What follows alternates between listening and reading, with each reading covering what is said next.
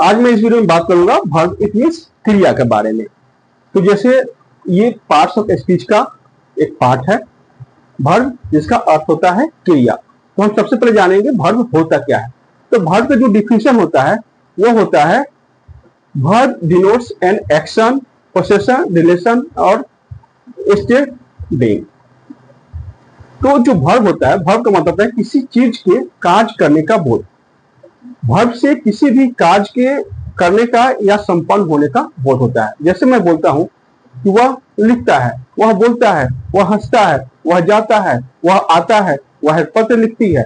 तो इस प्रकार के जो चीज से भाव व्यक्त होते हैं उसे हम बोलते हैं वर्ब। जिससे किसी भी कार्य के होने का या संपन्न होने का बोध हो उसे हम वर्ब बोलते हैं। और वर्ब को पहचानने का सबसे जो बेहतर तरीका है वह है वर्ब के अंत में ना आता है। जैसे लिखना, हंसना, बोलना, पढ़ना, जाना, ये सभी चीज ना आए वो वर्ब होता है। तो आज इस चैप्टर में आपका पूरा का पूरा वर्ब से रिलेटेड जो कंसेप्ट है क्लियर हो जाएगा। तो वीडियो में बने रहिए। तो जैसा कि मैंने बताया कि verb denotes an action, possession, relation और ए स्टेट ऑफ बीइंग। तो जैसे मैं बात करता हूं एक्शन का, मतलब क्रिया मैंने इसे एक्शन का। तो राइट मतलब लिखना, ये एक प्रकार का वर्ब है। प्ले मतलब खेलना, ये वर्ब है। स्पीक मतलब बोलना, ये वर्ब है। कम मतलब आना, ये वर्ब है। गो मतलब जाना, ये वर्ब है। रीड मतलब पढ़ना, ये वर्ब है। ईट खाना, ये वर्ब है। अगर हम अधिकार की बात करें तो जैसे मैं बोलता हूं आई हैव ए कार, तो मेरे पास एक कार है। आई हैव ए पेन, तो इसमें जो हैव है वो भी वर्ब ही है।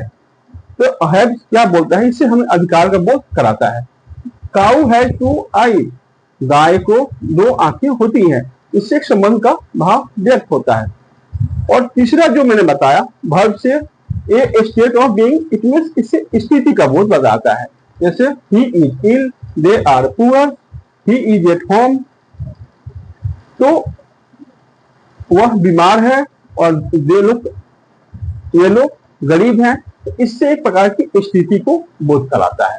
तो वर्ब से हमें तीन चीजों का बोध होता है: किसी भी कार्य के होने का, संपन्न होने का, किसी भी चीज के अधिकार का, जिससे संबंध का, और किसी भी चीज के स्थिति का। तो वर्ब से हमें तीन चीज का बोध होता है। अब हम बात कर लेते हैं वर्ब के प्रकार को। तो बहुत से ग्रामर में वर्ब को दो भागों में बांटा गया है, उसे बोलते हैं लेक्सिकल और ऑक्सिलरी वर्ब। और किसी किसी किताबों में है कि वर्ब दो ही होता है, मेन वर्ब और हेल्पिंग वर्ब। तो समझने के लिए आप वर्ब को लेक्सिकल बोले या मेन वर्ब बोले, दोनों एक ही होता है। और ऑक्सिलरी बोले या हेल्पिंग वर्ब बोले, वो दोनों एक ही होता है। जो मेन वर्ब होता है वह किसी भी सेंटेंस में अकेले या हेल्पिंग वर्ब के साथ आता है। जैसे मैं बोलता हूं राइट, स्पीक, रीड, कम, गो, रीड। जो मेन वर्ब है उससे किसी भी कार्य के संपन्न होने का बोध होता है। और हेल्पिंग वर्ब जो है किसी भी सेंटेंस में मेन वर्ब का हेल्प करने के रूप में काम करता है। इससे किसी भी काम के संपन्न होने का या चीज होने का बोध कराता है। या जो ऑक्सिलरी वर्ब है, हेल्पिंग वर्ब है, इसका उपयोग हम लोग टेंस, वॉइस, मूड इत्यादि बनाने में करते हैं। तो हम ये जानते हैं कि ऑक्सिलरी वर्ब या हेल्पिंग वर्ब होता क्या है।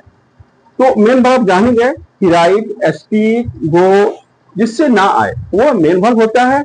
और am, is, was, were, has, have, had, उसके बाद आपका डू, डिड, डॉट, डू, डिड और डज।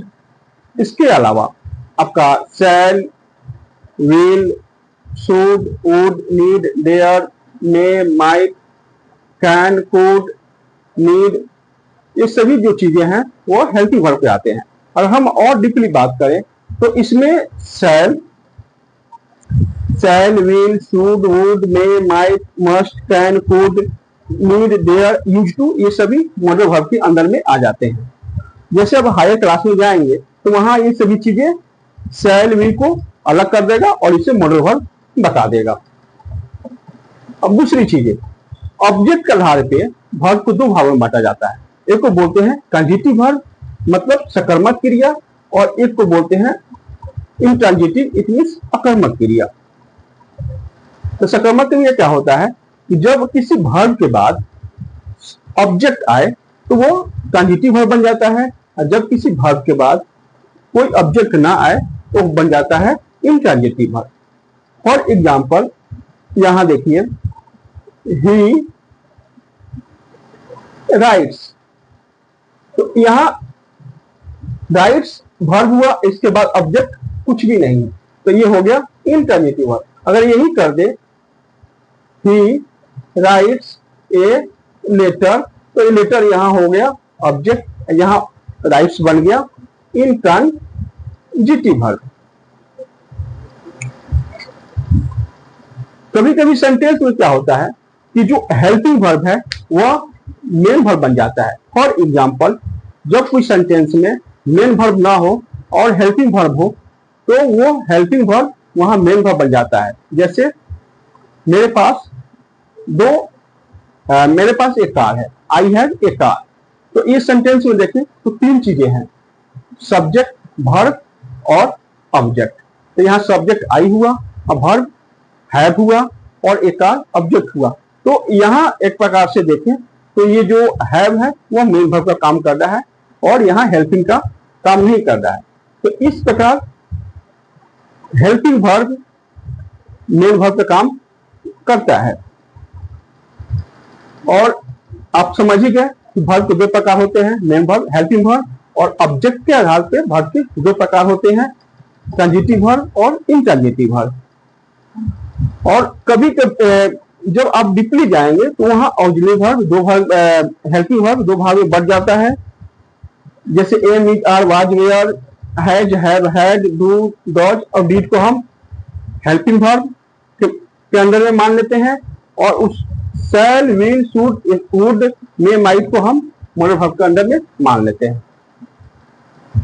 तो ये वीडियो को आप 2 बार 3 बार देखिए और समझिए, जो कंसेप्ट है आपको क्लियर होता है मुझे मैसेज कीजिए और अपने दोस्तों के साथ ज्यादा से ज्यादा शेयर कीजिए।